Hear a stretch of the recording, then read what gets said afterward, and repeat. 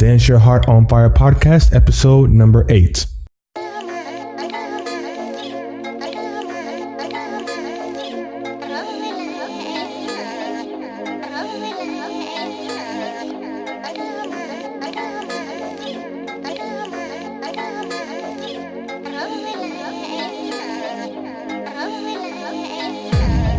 Welcome to the Dance Your Heart on Fire podcast, the podcast dedicated to inspiring dancers worldwide whose hearts have been touched by music and dance.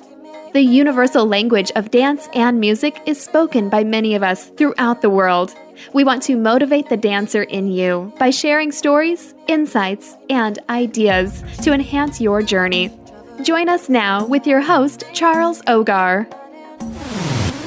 Hello, everyone. This is Charles with the Dance Your Heart on Fire podcast, and we're here bringing you the next podcast. And in this podcast, we're going to be covering Kizomba Pet Peeves, but I'm pretty sure some of these pet peeves can be taken across the dance scene. They're not specific to just Kizomba.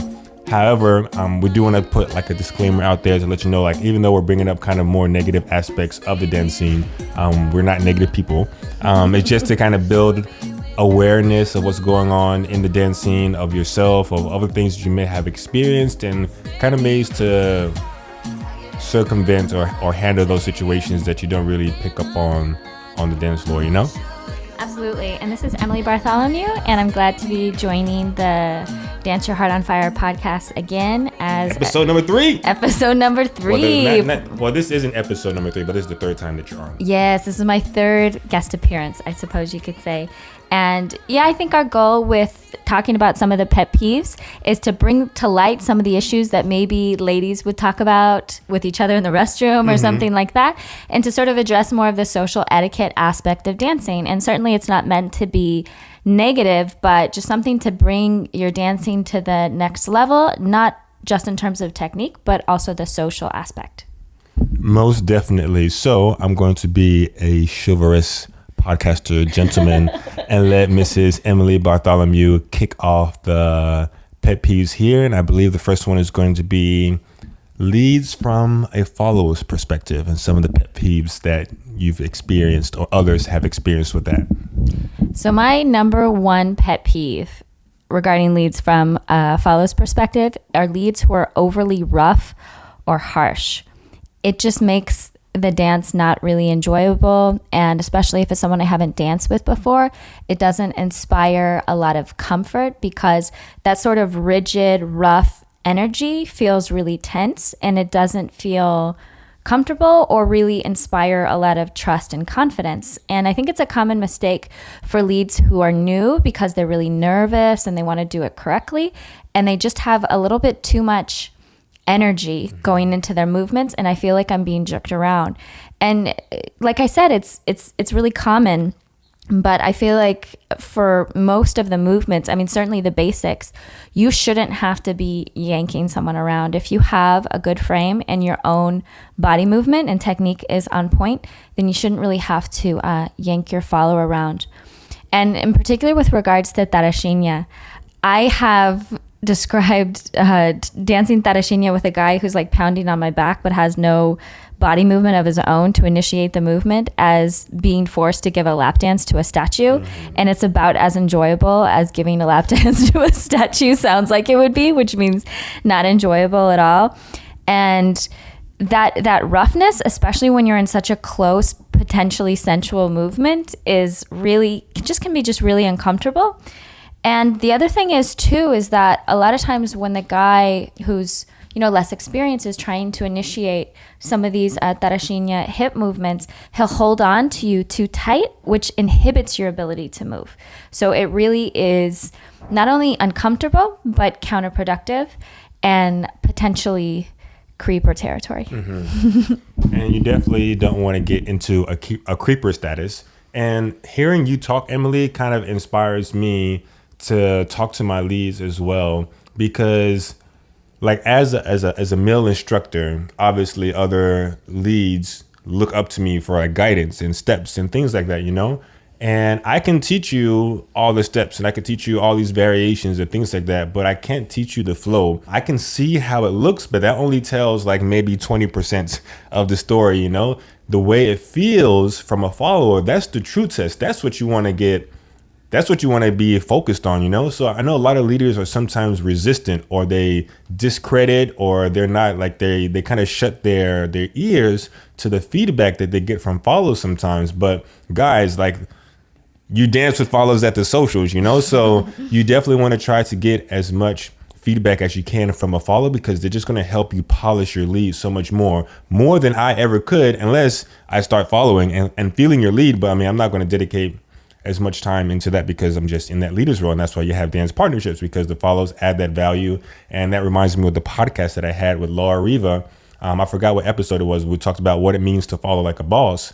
And we talked about kind of like the inequalities between leaders and followers and the value that they bring to the table. And like, yes, we want to learn new moves. Yes, we want to learn different steps and variations and things like that. But guys, please, like, take the feedback that you're getting from a follow to heart, or take it seriously, because it's really going to take your dance to the next level. And like Emily was saying, like, it's really a soft, subtle move. It's not something that's yanking around, even though it may be perceived that way. You definitely want to get to the point to where you're able to lead a lot of these moves effortlessly on the dance floor, and you're not yanking your partner around. And who's going to tell you if they feel yanked around?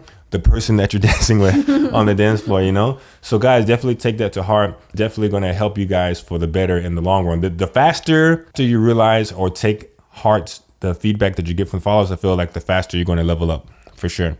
Yeah, and just about that, I mean, a lot of times a follower will tell you if she feels like you're being too rough or holding too tight or leading Tarashinha in a way that makes her uncomfortable. But most of the times, I feel like we follows don't speak up and we don't say anything because it was uncomfortable. And Pamela and I were just talking about that, actually, how, you know, I've been dancing Kizomba for close to 2 years now, and I'd still say that over half the time, I don't speak up when I feel uncomfortable about something that's happening. So that's part of our goals for this podcast too, is to relay these messages, because a lot of times, and also the feedback that Charles is about to give from a lead's perspective of some of the pet peeves about follows, we don't necessarily communicate to each other on the social dance floor, a lot of times just because it feels confrontational. And a lot of us aren't comfortable with that kind of communication, or only comfortable doing it in very extreme circumstances. Yeah, I remember in the pre-podcast talk, we talked about how you feel it's more comfortable to suffer than to speak up that you're uncomfortable. But like, definitely, women, if you're able to find your voice on the dance floor, maybe you'll be able to find your voice off the dance floor to kind of speak in those situations, outside of all kinds of situations, whether it's an abuse situation or in a situation at work or with family. Like, if you're not comfortable, you should have the right to say that you're not comfortable, and you shouldn't be forced to be in that particular scenario, you know? Amen. I'll go ahead and go next here with the pet peeves. And the number one pet peeves from a leader's perspective from follows is going to be back leading for number one. I dance with a lot of ladies. That's a perfect way. There's probably no human in America who dances Kizomba with more women than Charles Ogar. So this is a really wide sample. Yeah. So even before I get into the back leading, I'll touch on that. Like, I really try to dance with as many followers as I can when I'm at the socials that I go to. At this day and point in my Kizomba career, I don't have a Kizomba partner, so I'm not performing and things like that. So I'm really focusing on my instruction as being kind of like my quote unquote flagship product or service. And I'm dabbling into DJing. Obviously, we're doing the podcast here to create more value for you guys out in the dance scene, outside of just classes and workshops and videos and posts that say, buy my pass now. Let's talk about stuff. So I really try to dance with as many people as possible and be that inspiration, because, I mean, I started off not knowing much. And I remember, like, there was Sen Rojas from San Francisco. There are a couple of people here in Austin that were very supportive when I first started dancing Kizomba, and they were very encouraging. And that kind of gave me the confidence to keep taking classes and make me hungry, and look at where I am today. So that helps a lot. Another point before I get into the back leading is leads try to social dance as much as you can as well, because if social dancing is really going to help you create your own style on the dance floor. I know people who go and take workshops and they'll take privates, but then you don't see them on the social dance floor. And it's like you're missing a key ingredient of your learning experience. But we're not going to make this podcast too long. So I can talk a lot if you guys can hear the passion in my voice about this kind of thing. But we're actually recording this podcast a day after my 2-year anniversary of teaching Kizomba full time. So that's been really awesome, and I really like to create that value in the dance scene, you know. And this podcast is one of those means. So, off my soapbox a little bit onto another soapbox, backleading from a follower's perspective, and I don't want it to come off as like, oh, if you're learning, then you're getting on my nerves, or if you are making an attempt to better yourself. It's a learning process, so it definitely takes time to get better and things like that. But if you are aware of the things that you're doing on the dance floor, then you can take more proactive choices and training and practice to kind of enhance or remove those bad habits. And one of those bad habits is backleading or anticipating. And sometimes in my privates, I'll say, well, not sometimes, basically all my privates, when I have with females, the idea is your anticipation should be not to anticipate, so to speak. And I know that's easier said than done. And Emily, I know you've done me doing some meditation to kind of help out with that and being in the present moment. The most enjoyable dances are the ones that you feel super connected with your partner and you feel like there's communication. If you're backleading all the time, it feels like I'm trying to tell you something and you cut me off. And you start saying your story, and then I try to find an opportunity to start to lead you or start to say something with my lead again, and I can't get it through. And like I'm saying, I'm not saying this is always intentional. Sometimes it's not intentional. But if you're not aware that you're backleading, then that's also an issue in that, you know. There's nothing wrong with learning. There's nothing wrong with growing or anything like that. But being unaware of if you're backleading or not is kind of tough. And I know sometimes I dance with follows and they get a sense of satisfaction thinking that, oh, I was able to dance with Charles, that means I'm a good follow. And not necessarily, because if I feel a really good dance, I feel like I'm able to connect with you, you know? And sometimes I compensate. Well, not sometimes, but most of the times I compensate because I can't do everything that I want to do dancing with girls at different levels, you know? But just because we're able to get through a couple of social dances on the dance floor doesn't immediately directly reflect on your follow ability, because I'm not going to try to force moves on you and things like that, you know, and I might avoid certain particular moves or steps or syncopations or things like that because I feel like it's going to take away from the social dance floor experience. So yes, it's awesome if you get to dance with your leaders, and that applies not just to me. Like if you dance with Albert or Laurent or Felicien or something like that, and you're able to understand, well, I hope you would be, because these are like some of the best leads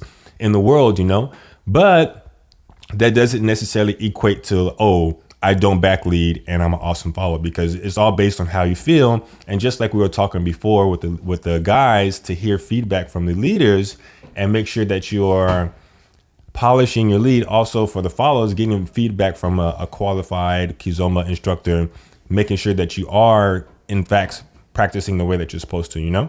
So yeah, that'll be my rant on backleading. Anything you want to add to that?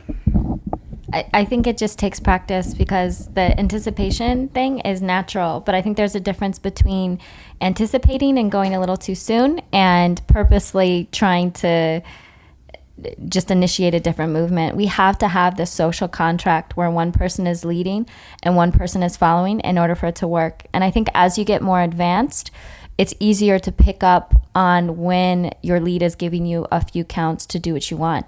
And I think when your connection is good, and if the lead is listening, because the follow's not the only one who's listening, right, to this conversation that is the dance. Like if the lead is listening to what you're doing, you can tell as a follow that you will start to influence what the lead is inspired to do while dancing with you. And I will also say, don't be afraid to find your style out of fear of backleading, because I am pro active follow. And what I mean by active follow is like, I want you to speak back to me and enhance and show me what you bring to the table in the social dance floor, and not just be a rag doll that I can move around on the dance floor, because that's not the best dance either. Make sure that you're able to understand the lead, and then you can talk back after from a point of understanding. But if you can't understand what he's saying from the beginning and you just jump and start putting your own or anticipate what you think I'm trying to say, then it's a different story. So I want to make sure that I'm clear on being passive and not doing anything and being scared of speaking and adding your own style, because I definitely want you followers to add your own style and to be an active follower. And that's not something that you really see a lot of in the Kizomba dance scene, but you see a lot like lady styling for salsa or lady styling for bachata or anything like that. But I would love to see a lot more active following in the Kizomba scene. It's present in tango. So if it's present in tango and followers in tango are able to embellish the leads, I feel we can definitely do it in Kizomba. So I don't want you ladies to feel that backleading, don't take it so harshly to where you're not doing anything and you're just operating and not being afraid to add your own voice to the conversation. So onto the number 2 pet peeve regarding leads from a follow's perspective. Bad floor craft, aka bumper cars. I hate this. I hate it so much because as a follow, a lot of times we're walking backwards, and I feel like most of the time when people bump into each other, it's like the lady's back who hits another couple. And so the guy can see, or the lead can see, and it happens. And so, mistakes happen. I think when I was leading before, I've accidentally been a bumper car, but apologize. That's the other thing. Like, one problem is floor craft and bumping into other people. Of course, we want to avoid that. But the other thing is not mentioning it or apologizing. And I have to say, probably more than half the time when it's happened to me, the lead doesn't say anything. And so we'll talk about apologizing later, because that, like, saying sorry too much is when you're learning is a more general pet peeve. But if you are leading and you hit someone, you really need to say you're sorry, because it's your job as a lead to protect the follow, because usually she can't see if you're walking forwards where she's going. And a lot of times in Kizomba, for certain songs or certain dance partners, the follow is closing her eyes. So the lead, that's another thing. Please don't close your eyes if you're moving. If you're holding still, hopefully other people will have good floor craft and won't hit you. But closing your eyes and moving is freaking dangerous.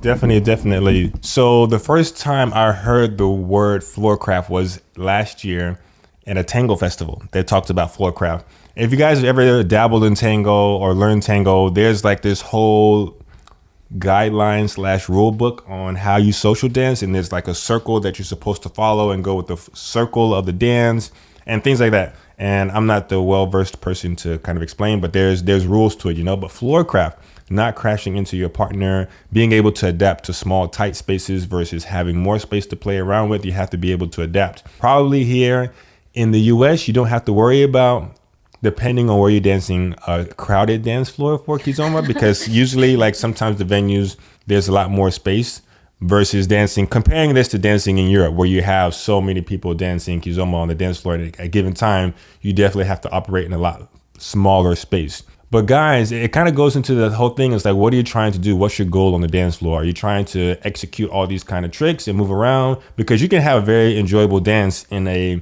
2x2 foot space and just connect. If the space isn't there, then just focus on the connection and connect with your partner more so than anything, So yeah, guys, as far as the floor craft, be aware of the space that you have. See how much space that you have going on the social dance floor and kind of operate within the space that you have. And if everybody has good floor craft, then it makes the social dance experience so much more enjoyable.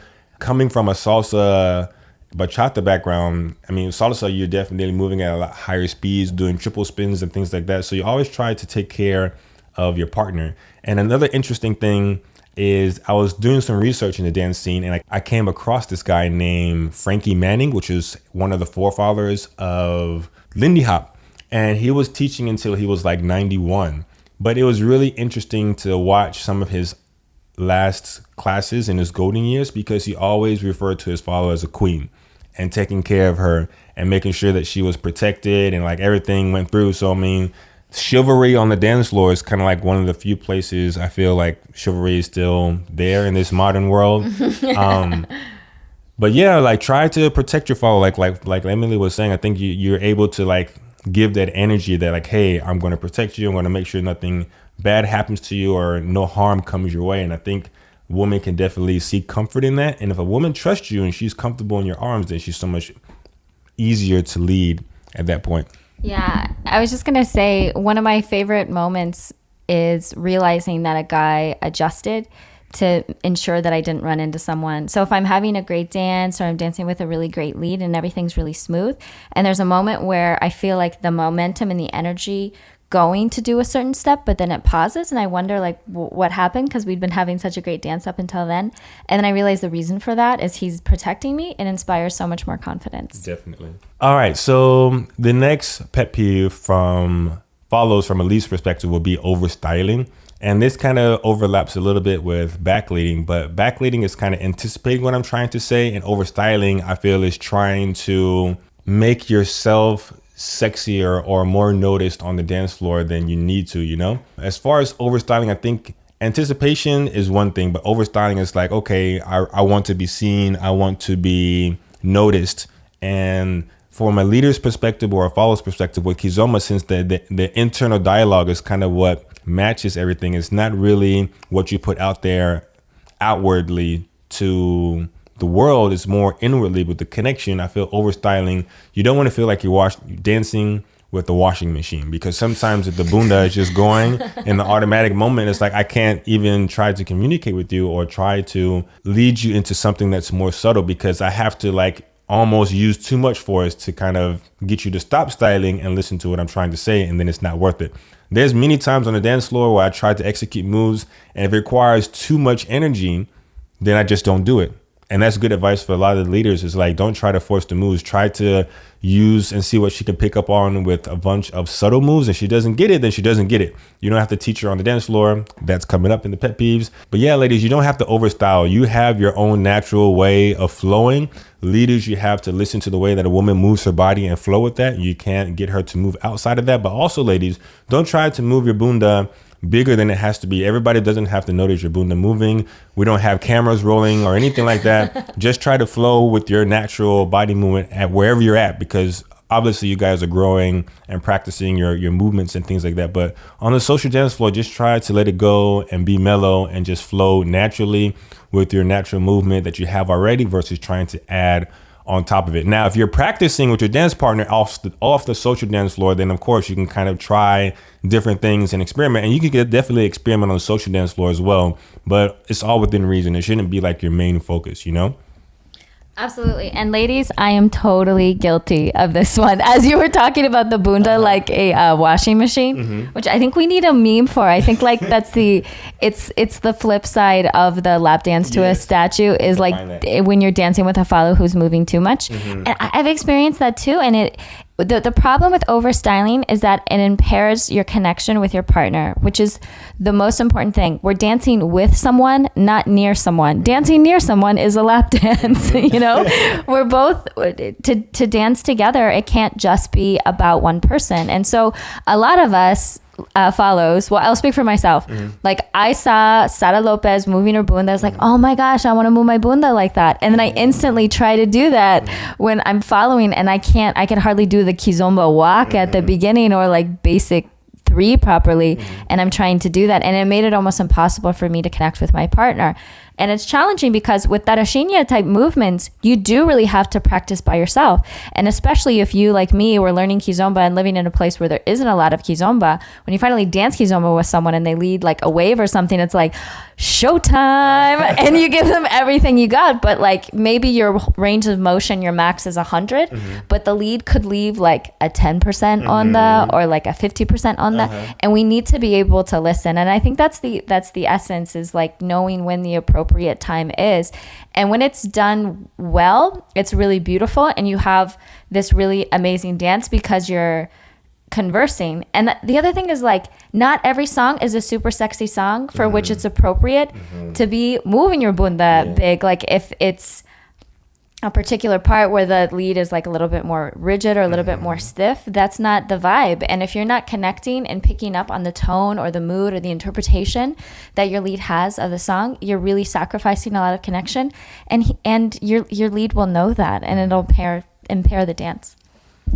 And one last note on the overstyling, it's not just the bunda action that goes through, I would definitely say sometimes follows have a tendency to look away from your lead, and that's considered styling. And I'm like, you're looking away from the person that's trying to lead you, and that can take away from the dance because it's like, oh, I understand what you're saying, so I can follow you with my eyes closed kind of thing. And sometimes that takes away from the dance because I don't feel like I have your attention. I feel like you're rather look away from me. And it makes such a huge difference when your follow is looking at you, not like into your eyes staring at you the whole time, but just like her gaze and her frame is oriented towards you, and she's receptive to what you have to say. So that's awesome. That's actually the perfect segue for the third pet peeve that I had about leads from a follow's perspective. And that's sacrificing the connection or looking away. So just as an example, if I'm dancing with someone and he's distracted by something, like maybe he's looking for his next dance, or maybe a hot girl walked in, whatever, even if I don't actually feel the physicality of his head like turning, I notice that loss of connection and his energy going somewhere else. And because this is a partner dance and we want to be present and paying attention and listening to each other, it's really a negative. It really impairs the quality of the dance. So I think things that happen that leads do, a really common thing that leads do that impair the connection is like crazy tricks or moves, or putting your energy elsewhere and not focusing it as much on connection. So if you're doing, for example, like a trick like a lean or something like that, and you're doing it with a girl who's not ready to do that, you are prioritizing the move over your connection with the partner and over your consideration of your partner. Because if she doesn't know what she's doing, it could potentially be unsafe for her, or it could just be uncomfortable. And you don't want to put your partner in a position that makes them uncomfortable. Another thing is like, another example of what I'm trying to get that, you know, the deprioritization of connection and dancing together and being present with your partner at the expense of focusing more on steps can happen if just right away before, you know, like doing a couple of basics and really connecting with your partner, you're going right into moves. When, especially if it's the first time you dance with someone, like a few basic steps, that's a really great way as a lead to kind of gauge where your follow's at. And then it'll set the tone from the dance from there. But even like with strong experienced leads that I dance with all the time, you have to take a minute to get into sync, right? Definitely. My advice for the leaders at that point would definitely be to take your time and be patient, and not to make this a sexual thing, but it's like almost like foreplay. Like you just don't rush into bed. I was thinking about that as I was saying it, but I didn't have the balls to say it. I'm glad. No, it's okay. I have balls, so I'll go ahead and say it. What was I saying? Yeah. So take your time, guys. Don't rush into the movement. And again, this is easier to do at a Kizomba only social with the Kizomba DJ that's like giving you a good vibe and good songs to dance with on the dance floor. But it's okay to keep things basic and try to have a really nice connection versus trying to imitate the moves that you saw from Enna's latest demo, you know? And like I said, if you want to practice Enna's moves, do it in practice, you know? Like, get a girl that you have a good connection with and practice. I would love to see you guys practice and put videos out there and get together and practice. The social dance floor is not always the best place because you're not trying to force those things to happen. You're really trying to have a good time. And like you said, you have to be considerate for your follows. And this reminds me of a video that a Kizomba instructor put out from Estonia. I think his name is Nemanja. I might not be pronouncing it correctly. But I really like the quote that he said at the end of the video. He said, the basic steps are the first steps that you learn, but the last ones that you master. And it really just put things in perspective of how the basic steps can really give the followers an enjoyable experience on the dance floor versus trying to do all this crazy stuff and not focusing on them. And I'm pro creativity. I'm pro innovation on the dance floor, but make sure you have a good base of connection first that springs forward into that versus trying to create all this stuff with a brand new follow on the first dance, on the first song, and trying to do moves that you haven't even really perfected yet. Yeah, we should definitely leave the link for that YouTube video or the Facebook video. Facebook. Yeah, we'll put it in the notes of the podcast. And I loved it because his punchline was basics aren't boring for the follows. He asked follows, like, do you find the basic steps boring? And almost unanimously they said no. And then he asked the leads, do you find the basic steps boring? And I think something like 90% at the workshops he was teaching in Europe, they said yes, that they are boring. So I think sometimes it's well-intentioned that the lead feels like to impress the girl or to win her over, you have to do these big steps. But for me, like, even with leads who I know can do really cool creative steps that I don't get to do that often. Like, say I'm like dancing with Charles, or I'm dancing with Josh, and I know they could do certain things, but if we're moving around, all of a sudden we go back to basic one. It's like, because that's a step that made us all fall in love with Kizomba. Exactly. I think because it's the most connected. I agree for sure. Let's take a quick moment to thank our sponsors. Are you addicted to neo/urban Kizomba? Do you spend most of your free time watching Kizomba videos on YouTube and Facebook? Do you daydream about someday traveling to Europe to dance Kizomba? If you answered yes to any of these questions, get off your butt and head to the second annual Neo Kizomba Festival in Austin, Texas. We are bringing some of the top European instructors and DJs to you here in the U.S. Lawrence and Adeline, Isabel and Felicien, Anna Labone, and DJ Snakes. This is all going down July 8th to the 10th in Austin, Texas. Find out more and grab your pass before the next price increase at neokizfest.com. Again, that's neokizfest.com. Moving along the list of the pet peeves here, I would say the third one here from a lead's perspective for the follows would be being asked to teach on the dance floor. And this is different from teaching on the dance floor, but being asked to teach is one thing. I'm an instructor, so obviously I do this full time, and I won't get into that angle of it, of being asked to teach what you do for a living on the dance floor. But I mean, teaching on the social dance floor is already loud, and you're just trying to have a good time. It's so much better to just let's see what we can create on the dance floor versus trying to teach you, because first of all, you're not going to be able to hear me. It's not the ideal learning environment. I feel you would learn so much more if you just gave me your undivided attention on the dance floor. Let's see how you can understand what I'm doing. But if you really want to learn, it'd be to like take a class or take a private or something like that. But being asked to teach, oh, can you show me that move again or something like that? It's like, I don't want to have to force the move to you, because I'm just going to show you like one variation. If we really wanted to like pull out my whiteboard and I could show you all the different timings and variations and angles to it, but I'm not going to do all of that on the dance floor. And just teaching you that one move is like, okay, I know what to do. I know what to do with that move, but I'm not teaching you exactly the ins and outs of how I can play with that move and teach you all the different angles, because every move has a different entrance and a different exit and things like that. So it's not the ideal time. And I'm pretty sure the girls aren't coming from a negative place. They just really are eager to learn. But teaching on the social dance floor is really not the best place to do that. Yeah, and I think this is a really important social etiquette point, because of course, I think Charles's main goal is he wants to spread the love of Kizomba, and people showing enthusiasm to learn is a great thing.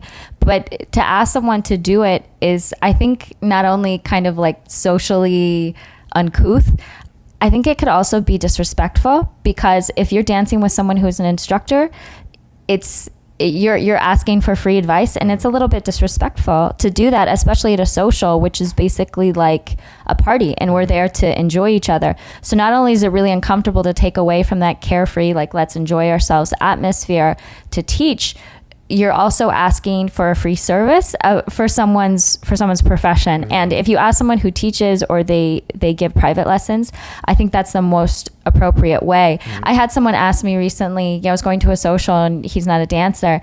And I said, yeah, you're welcome to come. He's like, oh, could you teach me in like 10 minutes before? I said, no. Like, if I could teach you in 10 minutes what it is that we do, I would be like a genius. Exactly. And it doesn't work like that. And I'm an attorney, and I get people asking me for free legal advice all the time. And it's like, if it's like your mom or your cousin or something like that, that's one thing. But it's really disrespectful in the sense that it devalues it.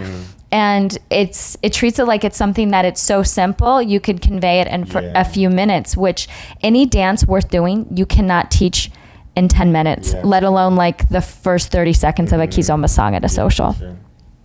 That was a really good point with the free legal advice, because I'm pretty sure a lot of things can boil down to that. But I mean, there's plenty of people who put in a lot of work, a lot of dedication, a lot of time into not just dance, but to learning how to cook, to being a lawyer, to medical advice and all these kind of things, And in this day and age, like a person wants to create value, like we're doing this podcast, we're not charging you for it or anything like that. We're creating value, But we do want to spread what we love to do, but at the same time, don't be afraid to support the people who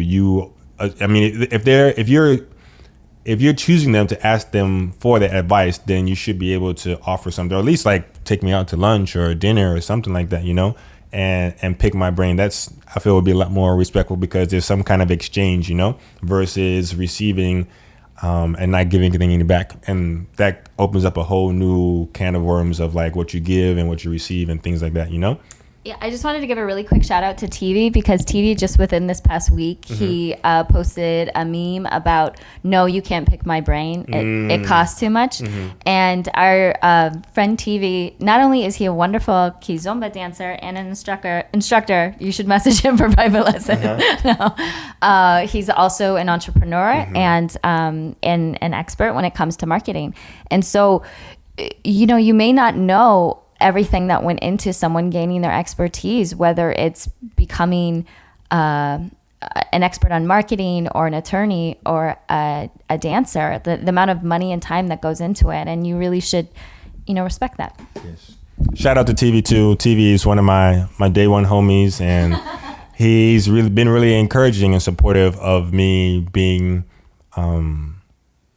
where I am today as far as a dance instructor and an entrepreneur and things like that. I was calling some people who positively impacted my dance journey, and TV was one of those people that I called out. So shout out to TV. You're awesome guy. Keep doing what you're doing. And before we get into the general pet peeves, I'm going to go ahead and publicly, within the scope and the wide scope that we have of the internet, and give a shout out to Emily Bartholomew. Now that since it's my dance anniversary, I definitely want to give Emily a shout out because she's probably the person that I talk to about Kizomba the most. Anytime I find a new video or a podcast or a blog or anything like that. And that's one of the reasons she was on the first podcast. But I just wanted to say thank you, Emily, for all your words of encouragement and always being positive. Even if we disagreed on something, like we were able to do it respectively or respectfully. And it's been really awesome to have you in my corner and have you here on this podcast. And I look forward to we had some really good dances last night at the social too. Yeah, so it was really awesome. But I just wanted to say thank you to her publicly here, quote unquote, on the podcast. Oh, thank you, Charles. And it's it's been so great to have the friendship blossom, like I was saying before, like really nerding out either on Messenger or over the phone about Kizomba.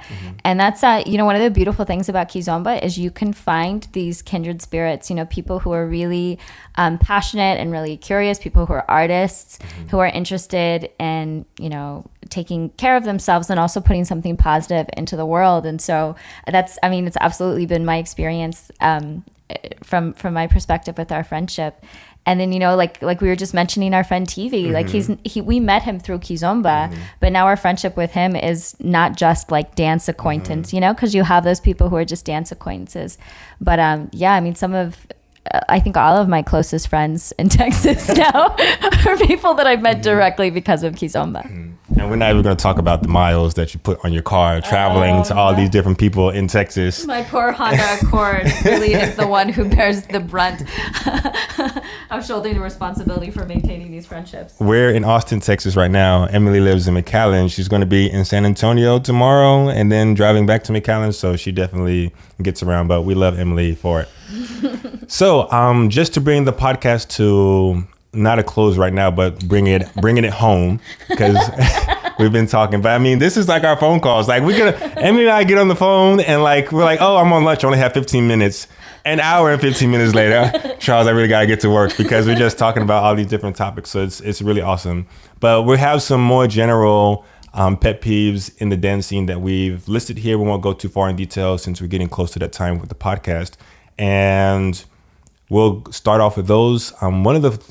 I have this forum online and it's called Kids Connection. And basically it's a free Facebook group we get on and I pose questions about the dance scene and stuff like that. And one of the things that sparked this podcast was in the group, I put a question: what are your Kizomba pet peeves? And people went to town on their pet peeves, you know. And it's important to vent and things like that. But the comment that got the most likes was by the people in Kiz Connection was the debate between traditional Kizomba and urban Kizomba, and how, like, is it a real dance? Is it a style? All this stuff and things like that. And from our perspective, what we concluded, and this is going back to another blog by Laura Riva, who is freaking awesome. If you listen to this right now, I'm going to keep pestering you until you write a book, because you need to write a freaking book. But she has this one talking about, it's called Insert the Real Dance Here. And basically it talks about any dance: tango, swing, blues, salsa, bachata, kizomba, how there's usually a crowd that says, oh, well, like, these new styles isn't the real dance or anything like that anymore.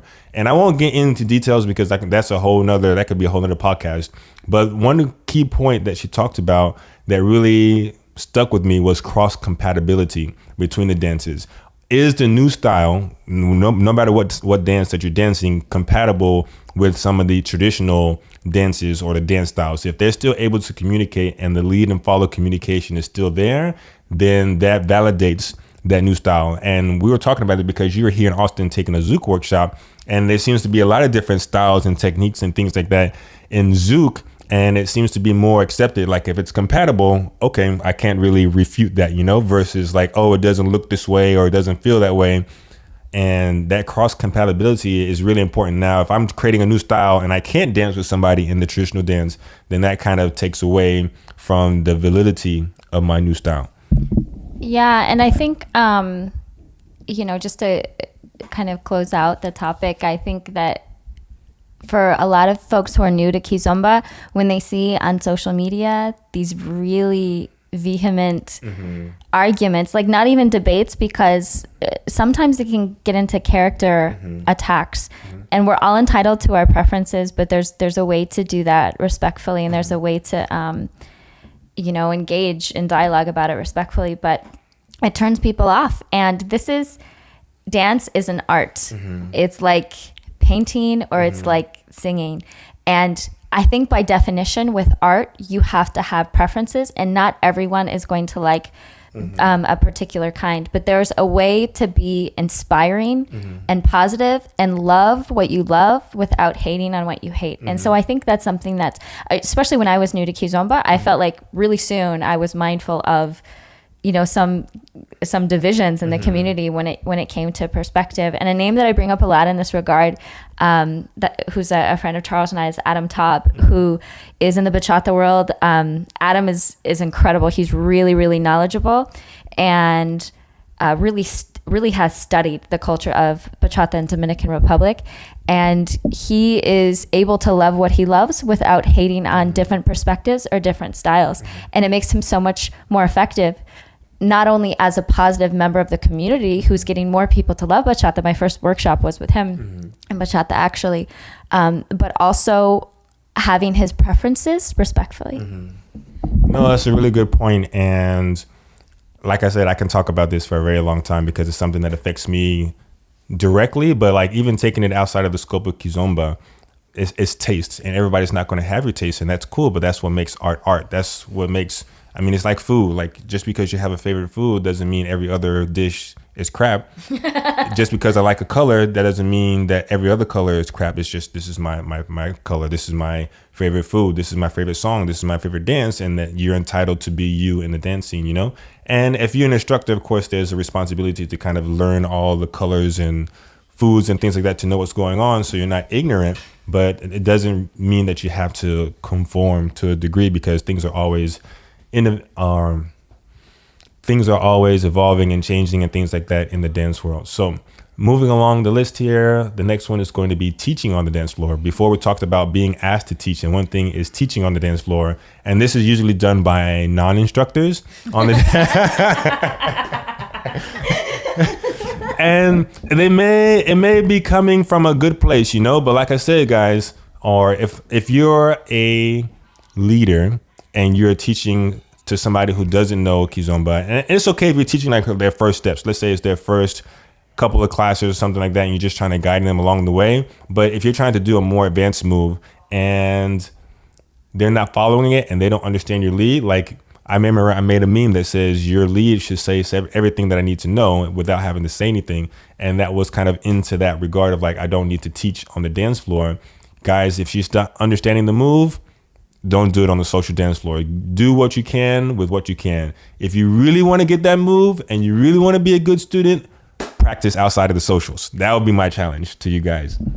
Absolutely. Your lead should speak for itself. And if it doesn't, either you're not executing it effectively, which is, I think, the case 80% of the time. Or even if it is the follow, like, it's okay. Exactly. And so the other scenario is like the follow doesn't know what it is you're leading, in which case you shouldn't be freaking doing it. And so, yeah, I think you brought up the practice partner thing before. That's a great way to learn because you need to talk to someone and get feedback about what they're feeling or not feeling. I think when I practice with Josh, that's when I get the most feedback of, like my posture and things like that. And then also what we were talking about before with styling, because a lot of Kizomba, I mean, to intellectualize it or to learn a particular pattern at a workshop is like, it's a drop in the bucket. It will only get you so far. I'd say like 15%. The other 85% is like muscle memory and feeling it in your body, because you're going to be dancing with a lot of different people who probably didn't take the same workshop. And if they did take the same workshop, hopefully they're not doing that exact pattern all the time. Hopefully they're making it their own. Definitely, guys. Definitely practice more. It's going to make your dance so much better. And I know some of us have varying levels of Kizomba in our cities where we may be living, but try to find somebody who's a good friend. And that's when you can go and have your sandbox mode and go crazy and try to go figure out different angles and stuff like that. That's not always the best thing to do if you're just trying to have fun at a social, to be put through a test of seeing how many different ways. And like I said, it's a balance, because you don't want to just do things you're only comfortable with, or sometimes you're inspired to do something. And I've done plenty of things on the dance floor before, and like, I didn't even know I can do that. And if I tried to do it again, I probably couldn't, but it's all based on that connection. It's not my main focus, Moving down the list, the next pet peeve will be dance snobs. We all come from a certain place, and we weren't born out of the womb dancing, but it's really interesting how sometimes these people who are dance snobs, and let's say for the few who are dance snobs, they actually have something to back it up, versus just being the best dancer in their city, having that humility. I wrote a blog on this, and I'll include that blog in the link. That was the 5 characteristics of world-class Uber dancers, and we talked about teaching ability, performing ability, social dance ability, marketing and network ability, and the 5th one was humility, because it's really rare. I wouldn't say it's rare, but it's such a gift to see somebody who's a 10-time, 20-time world champion and really be humble about their accomplishments, knowing that there's always something more to learn and not be snobby about it. And it's really interesting to see that same attitude in people who haven't even performed before, and they just kind of have this superiority complex on the dance floor. And that might be something coming from off the dance floor into the dancing, but it's really important to be humble. Absolutely. I totally agree. And then also it's sort of what we were talking about before about bringing new people in. So our ulterior motive here is like, we love Kizomba and we want more people to love Kizomba. We want to share it. And that's actually sales. That's like marketing, even if that, not in the sense of, getting money out of it, but people being drawn and attracted to this kind of dance. And you can really do that with your attitude. And if you're a teacher, or even if you're someone who's big in the scene and people like know you from Facebook or know you from dancing, I think Cindy is actually a great example of this. You're an ambassador for the dance, and you should mind your manners. Like, hopefully your mama raised you right, and you know how to be kind to other people. And if you are someone who comes from a classical dance background and you have 15 years of ballet experience, like the zoo constructor today, first of all, I want to be you. I wish I was you. But you can still teach with a lot of humility. And then you have an Adam Taub type of persona going, and it really attracts people and it inspires people. I think if there was a dance dictionary and the word humility was in there, we should put a picture of Adam Taubin there as like the embodiment, or maybe he should be a hashtag like this. Oh yeah, he has such a tall personality, and he'll be like the gold standard of it because he's really like a class act at that for sure. Totally, absolutely. All right, we're down to our last two. It's been a real marathon. Yes, but I really think it's important, and for the people who are here, like I guess I had the mindset I should cut this short, but at the same time, I feel like we're really addressing a lot of the issues that are important in our dancing. And I mean, if you have things to do, you can always put it on pause and come back again. It's okay, but we're down to the last two. So here we go. SBK socials, meaning salsa, bachata, kizomba socials versus pure kizomba socials. That's a pet peeve because if kizomba pretty much in the US is still growing and it's still new and things like that. And the SBK socials, 9 times out of 10, I want to say kizomba is like the redheaded stepchild of that social. And it's not like a 33, 33, 33 at that social. It's usually like a 40, 50, and like 10 or 5% of kizomba. So that's a pet peeve because it's not, you advertise kizomba on the social and then you don't play a lot of kizomba. And usually that goes into like begging salsa bachata DJs to play some kizomba. And we've all gone through those pains. And that's one of the reasons that I'm really big a proponent for kizomba only socials, because you're only going to get better. Talking about the importance of social dancing, doing a kizomba only social is just going to make it that much better for you to really get that practice and that muscle memory in. And you can't get that at an SBK social. So a pet peeve from a promoter's perspective would be advertising kizomba on the social and then kizomba doesn't get played as evenly as all the others. Or if you are going to promote it, I would say go the extra level and work with your DJ and advertise the percentage of kizomba that's going to be played. Because if you just do SBK, I mean, that's 3 letters and K is 1/3 of those letters. So we're expecting 1/3 of the music to be. We're expecting equal rights, even though the K is last. I think actually there might be some sort of prioritization based on the order of the letters. That's interesting because I've seen KBS, I've seen SBK, and I've seen BKS. So you've seen all those different ones, but and that goes not just for socials, but even at some congresses sometimes that have kizomba there. And granted, kizomba is new, it's still growing and things like that. I get that. But that's why I see that you have a lot of people starting kizomba only workshops, kizomba only socials, kizomba only congresses and festivals. Not that we disrespect the dancers or anything like that, but I feel like if we don't do that, then it's going to be really hard to level up the dancers that we need to kind of inspire other people to start dancing the dance. Absolutely. And of course, you're going to have those awkward times where there's almost no one in the kizomba room, right? And I think that's actually a better setup to have a kizomba only room, because the benefit of blending it with other dances is kizomba gets more exposure and you have those people like, hey, what's that? What are you dancing? And it can get people interested. But I think a better way is to maybe have a dedicated kizomba room, because you will still have those people, even if it's not in the main room, kind of poking their head in. I mean, that's how I was exposed to kizomba at the Reno Bachata Festival. And like in some of these events that are combined, when you get to the event and kizomba's an afterthought, first of all, it feels like you've kind of been ripped off because you were sold something or something was marketed, and so they got your money. You had an expectation. Yeah, and you had an expectation that wasn't fulfilled, which isn't great, and it's kind of disrespect. And it's honest. I mean, it's not honest. It's obvious to those of us who get there that it wasn't a main focus. And for people to be able to level up, you have to do that, because you know those dancers that I'm talking about. They dance kizomba just a little bit just to know how to dance when lento comes on after 10 salsa and bachata songs. Shout out to Josh. Shout out to Josh. The biggest lento lover in the world. Josh hates that song. We were at an SBK social, and he says if that DJ puts on lento, because I had to go and beg the DJ, and groveling isn't fun, but I had to go and beg the DJ to play it. And he says, if they put on lento, I'm not going to dance and protest.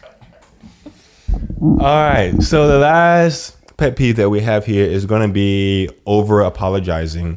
And this goes kind of like to what Emily was saying before earlier in the podcast of not apologizing. Sometimes you get those follows or those leaders that are just overly apologetic, and it takes away from the dance, because now you're walking on eggshells versus it's a balance. So you can be on one side and like 0 F's given and just not care about anything, or you can be on the other side of the spectrum and be not confident and feel like every step that you make is a mistake, and then like you're not focused on having a good time, and that can be a pet peeve as well because you're not really enjoying the dance.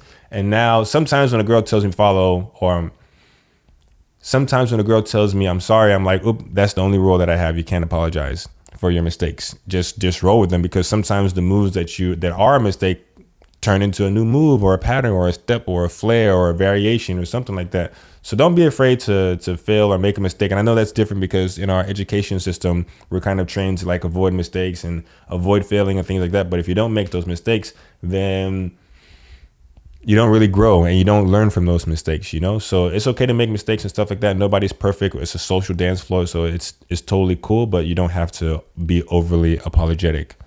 Yeah, and I think a lot of times as women, I think we're taught to apologize to sort of diffuse situations and diffuse conflict. And it can be really just an impulse for us. But what's problematic about it is that it really inhibits connection. And so you turn this nice, fun, social, connected thing into a situation where someone's bad or someone's wrong. And there's like, someone there with a red pen correcting your kizomba. So I absolutely make mistakes on the social dance floor with every rhythm. It just happens. And so what I'll do when I make a mistake is I'll look at the lead and I'll smile, and he'll know why I'm smiling. But it's a way to maintain that positive connected energy, because when I'm leading a girl and she apologizes, what it feels like is like she's uncomfortable. And being comfortable is so important, especially if you're dancing with someone new, whether a lead or a follow. To the extent that we can make ourselves and other people feel comfortable, we're not only going to have more fun at the social, but we're going to become better dancers, because what we're practicing is not just how to like execute a saída or like basic 2 or something like that. We're practicing being more comfortable, being in the moment, and being in connection with another person. And like I remember Remy, for example, when I was first dancing with him, he'd be like, oh, my bad, when he would make a mistake. But honestly, I didn't even see the mistake. And I freaking love dancing with Remy. It's like, don't worry about it. Like let's like just enjoy the dance. And if we're a little off, we'll get back on track. Yes, definitely. So yeah, I mean, it's kind of like life lessons that you learn on the dance floor sometimes. And that's the beautiful thing that I love about dance, is how the revelations and the lessons that you learn on the dance floor can be applied outside off the dance floor. So we appreciate you guys hanging in for the podcast. We know it was a longer podcast this time, but we really feel like these things need to be said on the dance scene. And I feel like the podcast is kind of the perfect way to do that, versus hush hush at a social or maybe just within friends. Now this is on a public platform. And like I said, we're not doing this to be negative people, because we both love Kizomba, However, it is important to kind of address these issues in a positive light, to kind of help increase that awareness between yourself and with your partner and how you may be perceived, So we hope you guys enjoyed it. We love to hear back from you. There's a list here on the show notes page where you can reach out and send an email message to me. We appreciate it if you guys subscribe to the podcast on iTunes, and we appreciate you guys. We'll see you guys in the next episode. Have a good day. Bye. Thank you for checking out the Dance Your Heart on Fire podcast today. Be sure to check out neokizomba.com for links to everything that we chatted about today, as well as some awesome free resources to enhance your Kizomba journey.